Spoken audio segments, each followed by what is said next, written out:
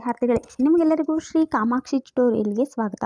ಇವತ್ತು ನಾವು real number ಅಂದ್ರೆ ವಾಸ್ತವಿಕ ಸಂಖ್ಯೆ ಒಳಗೆ ಬರ್ತಕ್ಕಂತಹ 2 ಅಥವಾ 3 ಮಾರ್ಕ್ಸಿಂದ ಡೆಫಿನೇಟ್ ಕ್ವಶನ್ಸನ್ನು ನೋಡೋಣಂತ್ರಿ. ನನ್ನ ಕ್ಲಾಸ್ ಸ್ಟಾರ್ಟ್ ಮಾಡೋಕ್ಕಿಂತ ಮೊದಲೇ ನನ್ನ ಕ್ಲಾಸ್ ನಿಮ್ಗೆ ಲೈಕ್ ಆತಂದ್ರೆ ಒಂದು ಲೈಕ್ ಮಾಡಿರಿ, ಸಬ್ಸ್ಕ್ರೈಬ್ ಮಾಡ್ಕೊರಿ, ನಿಮ್ಮ ಫ್ರೆಂಡ್ಸ್ಗೆಲ್ಲರಿಗೂ ಶೇರ್ ಮಾಡಿ. ನೋಡಿ, ಇದು ಗ್ಯಾರಂಟಿ ಕ್ವಶನ್. ಇವೆರಡರಾಗ ಒಂದು 2 ಮಾರ್ಕ್ಸಿಗೆ ಅಥವಾ 3 ಮಾರ್ಕ್ಸಿಗೆ ಒಂದು ಗ್ಯಾರಂಟಿ ಕ್ವಶನ್. ಅಭಾಗಲಬ್ಧ ಸಂಖ್ಯೆಯಿಂದ ಸಾಧಿಸಿ ಅನ್ನೋದೊಂದು ಮೋಸ್ಟ್ ಇಂಪಾರ್ಟೆಂಟ್ ಕ್ವಶನ್ ಇದು. ಇದು ಎಕ್ಸಾಮಿಗೆ ಗ್ಯಾರಂಟಿ ಬಂದೇ ಬರ್ತೈತ್ರಿ. 2 ಮಾರ್ಕ್ಸಿಗಾರ ಕೇಳ್ಬೋದು, ಇಲ್ಲ 3 ಮಾರ್ಕ್ಸಿಗಾರ ಕೇಳ್ಬೋದು. 2 ಮಾರ್ಕ್ಸಿಗೆ ಯಾವ ಥರ ಕ್ವಶನ್ ಕೇಳ್ತಾರಂತ ನೋಡೋಕ್ಕಿಂತ ಮೊದಲು ನಮ್ಮ ಚಾನಲನ್ನು ಸಬ್ಸ್ಕ್ರೈಬ್ ಮಾಡ್ಕೊರಿ, ನಿಮ್ಮ ಫ್ರೆಂಡ್ಸ್ ಎಲ್ಲರಿಗೂ ಶೇರ್ ಮಾಡಿರಿ, ಒಂದು ಲೈಕ್ ಕೊಡ್ರಿ. ನೋಡೋಣ ಹಾಗಂದ್ರೆ 2 ಮಾರ್ಕ್ಸಿಗೆ ಯಾವ ಕ್ವಶನ್ ಕೇಳಾರಂತ ನೋಡೋಣ. 5 + √3 ಒಂದು ಅಭಾಗಲಬ್ಧ ಸಂಖ್ಯೆ ಎಂದು ಸಾಧಿಸಿ. Show that 5 + √3 is an irrational number. ಇದು 2 ಮಾರ್ಕ್ಸಿನ ಕ್ವಶನ್. ಇದು ಇಂಪಾರ್ಟೆಂಟ್ ಕ್ವಶನ್ ರೀ. ಇದು 5 + 2 3 ಕೊಡೋ ಬದಲಿ 2 + √3. ಬಟ್ ಇಲ್ಲೇನು ಒಂದು ಸ್ವಲ್ಪ ನಂಬರ್ ಚೇಂಜ್ ಮಾಡ್ಬೋದು ಹೊರತು ಇದು 2 ಮಾರ್ಕ್ಸ್ಗೆ ಇಂಪಾರ್ಟೆಂಟ್ ಅಂದ್ರೆ ವೆರಿ ಇಂಪಾರ್ಟೆಂಟ್ ಕ್ವಶನ್. ಹಾಗಂದ್ರೆ ಇದು ಯಾವ ರೀತಿ ಸಾಧಿಸ್ಬೇಕು ನೋಡ್ರಿ. 5 + √3 ಒಂದು ಅಭಾಗಲಬ್ಧ ಸಂಖ್ಯೆಯಿಂದ ಸಾಧಿಸ್ಬೇಕು. ಹಾಗಂದ್ರೆ ನಾವು ಮೊದಲೇನು ತಗೋಬೇಕು, ಅದನ್ನು ಕಾಂಟ್ರಡಿಕ್ಷನ್ ಮೆಥಡ್ಲಿಂದ ಸಾಧಿಸೋದಿದೆ. ಯಾವ ರೀತಿ ಮಾಡೋದು ಗೊತ್ತಾ? ನಾವು ಮೊದಲು 5 + √3 ಒಂದು ಭಾಗಲಬ್ಧ ಸಂಖ್ಯೆ ಎಂದು ಊಹಿಸೋಣ. ಅವ್ರು ನಮ್ಗೇನು ಸಾಧಿಸಂದಾರ? ಅಭಾಗಲಬ್ಧ ಸಂಖ್ಯೆ ಅಂತ ಸಾಧಿಸಂದಾರ. ಆದ್ರೆ ನಾವೇನಂತ ಊಹಿಸ್ಕೋಬೇಕಂದ್ರೆ ಮೊದಲು ಅದನ್ನು ಭಾಗಲಬ್ಧ ಸಂಖ್ಯೆ ಅಂತ ನಾವು ಊಹಿಸ್ಕೋಬೇಕು. ನಮ್ದು ಕಲ್ಪನೆ ನಾವು ಮಾಡ್ಕೋಬೇಕು. 5 + √3 ಒಂದು ಭಾಗಲಬ್ಧ ಸಂಖ್ಯೆ ಅಂತ ಸಾಧಿಸ್ಬೇಕು ಅಂತ ನಾವು ಊಹಿಸ್ಕೋಬೇಕು. ಅವರ ಅಭಾಗಲಬ್ಧ ಸಂಖ್ಯೆ ಅಂತ ಸಾಧಿಸ್ರಿ ಅಂದಾರ, ನಾವು ಊಹೆ ಮಾಡ್ಕೋಬೇಕು. 5 + √3 ಒಂದು ಭಾಗಲಬ್ಧ ಸಂಖ್ಯೆ ಅಂತ ಊಹಿಸ್ಕೋಬೇಕು. ಸಂಖ್ಯೆ a/b ರೂಪದಾಗ ಇರ್ತೈತಿಲ್ರಿ. 2/3 5/2 ಇವೆಲ್ಲ ಏನು ಭಾಗಲಬ್ಧ ಸಂಖ್ಯೆಗಳು. ಹಂಗಂದ್ರೆ ನಾನೀಗ ಅಂದ್ರೆ 5 + √3ನ ಒಂದು ಭಾಗಲಬ್ಧ ಸಂಖ್ಯೆ ಅಂದ್ಕೊಂಡೇವೆ ಅಂದಮೇಲೆ 5 + √3 = a/3 ಅಂತ ನಾವು ತಿಳ್ಕೊಬೇಕು. ಅಂದ್ರೆ ನಾವು ಇದನ್ನೆಲ್ಲ ಊಹೆ ಮಾಡ್ಕೊಂತ ಸಾಧನೆ ಮಾಡ್ಕೋದು.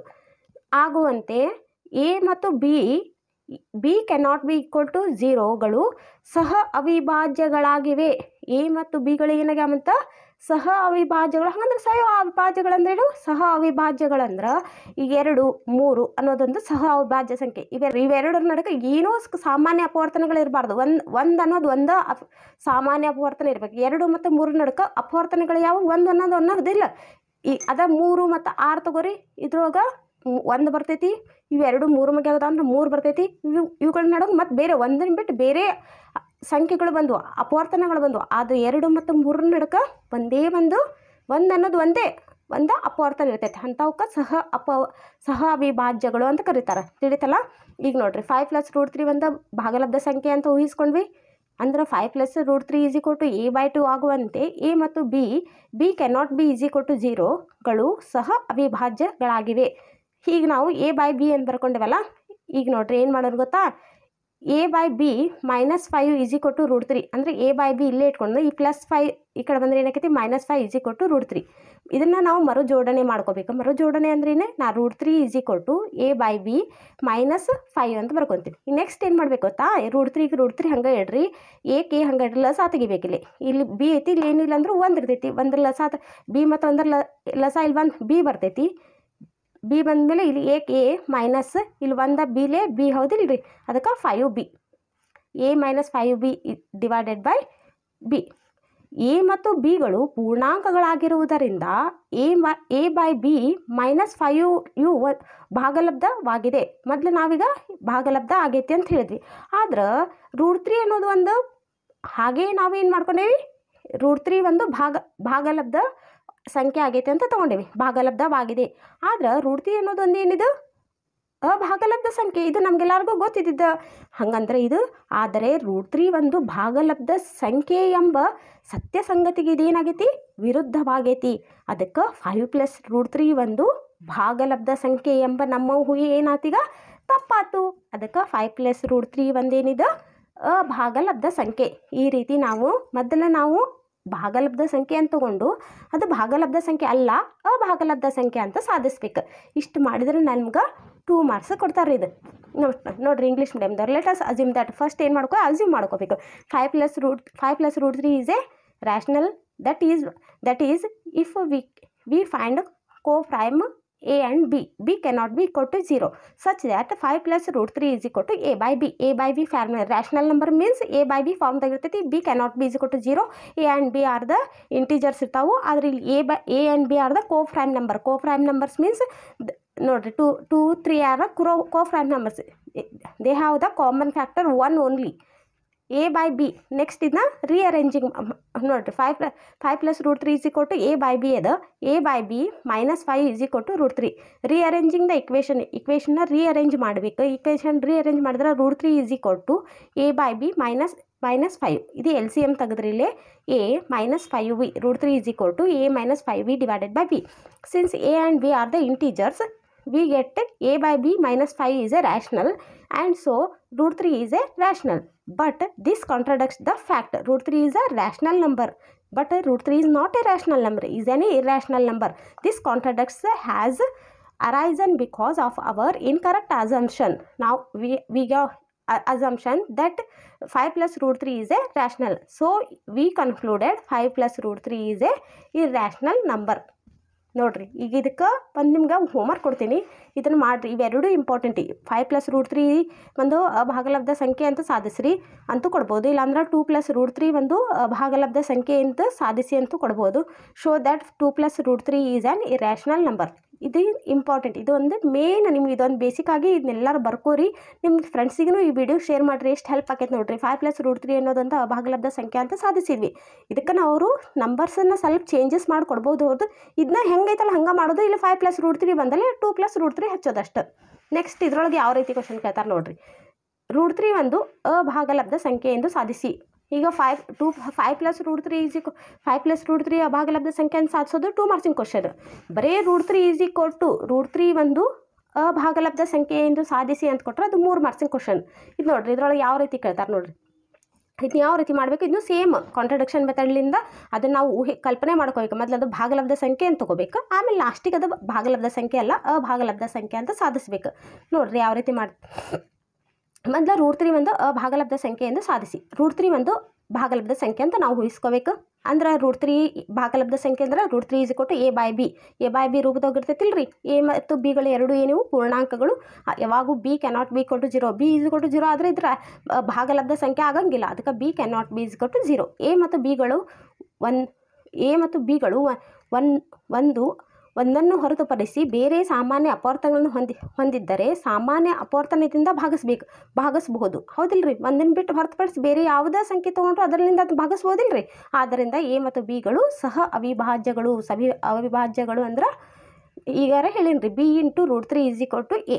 ಎರಡೂ ಕಡೆ ಸ್ಕ್ವೇರ್ ಮಾಡಬೇಕು, ವರ್ಗ ಮಾಡಬೇಕು. ಎರಡೂ ಕಡೆ ವರ್ಗ ಮಾಡಿ ಮರು ಜೋಡಣೆ ಮಾಡಿದರೆ ಇದೇನಾಕೈತಿ ಗೊತ್ತಾ? root 3 ಸ್ಕ್ವೇರ್ ಮಾಡಿದ ಕೂಡ root 3 ಹೋಗಿ ಏನಾಕೈತಿ? ಬರೀ 3 ಆಕೈತಿ. 3b² is equal to square ಮಾಡೇವಿ, ಸ್ಕ್ವೇರ್ ಎರಡು ಕಡೆ ವರ್ಗ ಮಾಡೇವಿ. 3b² is equal to A². ಆದ್ದರಿಂದ 3 ಇದು A² ಭಾಗಿಸ್ತೈತಿ. ಹೌದಿಲ್ರಿ? 3 A² ಭಾಗಿಸ್ತೈತಿ. ಹಾಗಂದ್ರೆ A is equal to 3c ಎಂದು ಕರೆಯಬಹುದು. ಸಮೀಕರಣ 1ರಲ್ಲಿ ಆದೇಶಿಸಿದಾಗ ಇದು 3b² is equal to A² ಐತಲ್ಲ, ಅಲ್ಲಿ A ಇದ್ದಲ್ಲೇ 3c ಅಂತ ಆದೇಶಿಸಬೇಕು. ಅವಾಗ ಏನಾಕೈತಿ? 3c whole square is equal to 3b². ಈಗ 3b² ಬರ್ಕೋತೀನಿ ಈ ಕಡೆ. 3 3 9 c². 3b² is equal to c². ಈ ಮೂರಲಿಂದ ಎರಡು ಕಡೆ ಕ್ಯಾನ್ಸಲ್ ಮಾಡಿದ್ರೆ 3 3 ಅದಕ್ಕೆ b² is equal to 3c². ಅಂದರೆ 3 ಇದು 3 ಏನಕ್ಕೈತಿ? ಇದು b² ಭಾಗಿಸ್ತೈತಿ. ಆದ್ದರಿಂದ 3 ಇದು ಯಾವಾಗಿದು b² ಭಾಗಿಸ್ತೈತಿ ಅಂದ್ರೆ bನೂ ಏನು ಮಾಡ್ತೈತೆ? ಅದು ಭಾಗಿಸ್ತೈತಿ. 3 ಇದು b² ಭಾಗಿಸ್ತದೆ. ಆದ್ದರಿಂದ 3 ಇದು b ಅನ್ನು ಭಾಗಿಸುತ್ತದೆ. A ಮತ್ತು Bಗಳು ಕನಿಷ್ಠ 3 ಸಾಮಾನ್ಯ ಅಪವರ್ತನವಾಗಿ ಹೊಂದಿವೆ.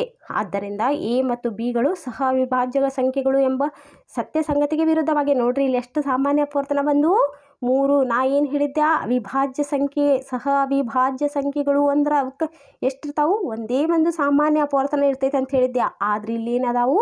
3 ಸಾಮಾನ್ಯ ಅಪವರ್ತನ ಆಗ್ಯಾವು. ಅದಾವು ಅಂದಮೇಲೆ ಇದು ಸಹ ಅವಿಭಾಜ್ಯನಾ? ಇದು ಅಲ್ಲ. ಹಾಗಂದ್ರೆ ಇದು ಸಹ ಅವಿಭಾಜ್ಯ ಅಲ್ಲ. ಆದ್ದರಿಂದ ಇದು A ಮತ್ತು Bಗಳು ಸಹ ಅವಿಭಾಜ್ಯ ಸಂಖ್ಯೆಗಳು ಎಂಬ ಸತ್ಯ ಸಂಗತಿಗೆ ವಿರುದ್ಧವಾಗಿವೆ. ಆದ್ದರಿಂದ root 3 ಭಾಗಲಬ್ಧ ಸಂಖ್ಯೆ ಎಂಬ ನಮ್ಮ ಊಹೆನೂ ಇಲ್ಲೇನಾಯ್ತು? ತಪ್ಪಾತು. ಆದ್ದರಿಂದ root 3 ಒಂದು ಅಭಾಗಲಬ್ಧ ಸಂಖ್ಯೆ. ತಿಳಿತಾ ಇದೆ ಎಲ್ಲರಿಗೂ? ಇದನ್ನು ಮತ್ತೆ ನೋಡಿರಿ, ನಿಮ್ಗೆ ತಿಳಿಲ್ಲ ಅಂದ್ರೆ ಕಮೆಂಟ್ಸ್ ಮಾಡಿರಿ, ನಾನು ನಿಮ್ಗೆ ಇನ್ನೊಮ್ಮೆ ಹೇಳ್ಕೊಡ್ತೀನಿ. ನೋಡಿರಿ, prove that √3 is an irrational number.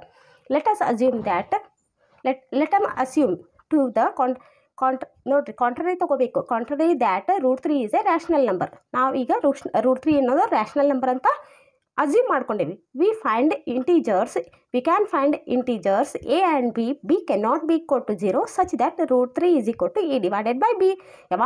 ಯಾವಾಗ ನಾವು ರ್ಯಾಷನಲ್ ನಂಬರ್ ಅಂತ ತೊಗೊಂಡೇವಿ ಅಂದಮೇಲೆ √3 is equal to a divided by b ಆಯ್ತು. Suppose a and b have a common factor other than 1, then we can divide it by the common factor and assume that a and b are co-prime. So b √3 is equal to a. ನೋಡಿರಿ, ಇದು cross multiply ಮಾಡೈತಿ. b √3 is equal to a. Squaring on both side and rearranging we get 3b². ನೋಡಿರಿ, √3 ಈ square ಮಾಡಿದ್ಕೊಳ್ಳೆ root is cancel ಆದ್ಕೊಳ್ಳೆ 3 b ಇದ್ದಿದ್ದು b² is equal to a². ನಾವೇನು ಮಾಡೀವಿ ಇಲ್ಲಿ? Squaring on both side. a² is divisible by 3, then a is also divisible by 3, therefore a is equal to 3c. c is an integer. Substituting for a we get, ಇದನ್ನು a ಅಂತ ತಿಳ್ಕೊಂಡ್ರೆ ಇದನ್ನು a ವ್ಯಾಲ್ಯೂನ ಇದ್ರಾಗ substitute ಮಾಡಿದ್ರೆ ಏನಾಕೈತಿ? 3b² is equal to 9c², b² is equal to 3c². 3 cancels ಮಾಡಿರಿ. It means ಇದು ಏನು ಹೇಳ್ತೈತಿ? It means b² is divisible by 3, therefore b is also divisible by 3, therefore a and b have at least 3 as a common factor, but this contradicts that fact that a and b are co-prime. Co-prime means only one factor, but we get 3 common factor, therefore our assumption is wrong. This contradiction has arisen of our incorrect assumption that √3 is a rational. So we concluded that √3 is a irrational number. ನೋಡಿರಿ, ಇದೆಲ್ಲರಿಗೂ ತಿಳಿತಾ? ಏನು ತಿಳಿಲ್ಲ ಅಂದರೂ ಕೇಳ್ರಿ. ಹಂಗೆ ನಿಮ್ಗೊಂದು homework. ಈಗ ನಾ √3 ಒಂದು ಅಭಾಗಲಬ್ಧ ಸಂಖ್ಯೆಯನ್ನು ಸಾಧಿಸಿಲ್ಲ, ನೀವು √5 ಒಂದು ಅಭಾಗಲಬ್ಧ ಸಂಖ್ಯೆ ಅಂತ ಸಾಧಿಸ್ರಿ. Prove that √5 is an irrational number. ನನ್ನ ಕ್ಲಾಸ್ ನಿಮ್ಗೆ ಲೈಕ್ ಆತಂದ್ರೆ ಒಂದು ಲೈಕ್ ಮಾಡಿರಿ, ಸಬ್ಸ್ಕ್ರೈಬ್ ಮಾಡ್ಕೊರಿ, ನಿಮ್ಮ ಫ್ರೆಂಡ್ಸ್ಗೆ ಎಲ್ಲರಿಗೂ ಶೇರ್ ಮಾಡಿರಿ. ಮತ್ತು ಇವತ್ತಿನ ಕ್ಲಾಸ್ ನಿಮ್ಗೆ ಹೇಗೆ ಅನ್ನಿಸ್ತಾ ಅನ್ನೋದನ್ನು ಕಮೆಂಟ್ಸ್ ಬಾಕ್ಸ್ನಾಗ ಕಮೆಂಟ್ಸ್ ಮಾಡಿರಿ. Thank you.